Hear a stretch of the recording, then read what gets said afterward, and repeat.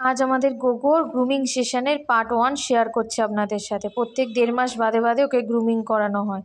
প্রথমে ওর কানে ড্রপ দিয়ে সেটাকে মাসাজ করে দেওয়া হয়। এবার এখন গোগো খেলছে ওর ট্রেনার দিদির সাথে একটু। তারপরে ওকে নখ কাটানো হয় আর ফুল বডি ব্রাশ করানো হয়, যাতে ওর ফুল বডিতে যদি কিছু এক্সেস জট পড়ে থাকে বা কিছু সেই হিসেবে। আমাদের গোগো কিন্তু সবসময় খুব টিপটপ থাকে, একদম বিউটি কুইন যাকে বলে, কুইন তো নয়, কিং।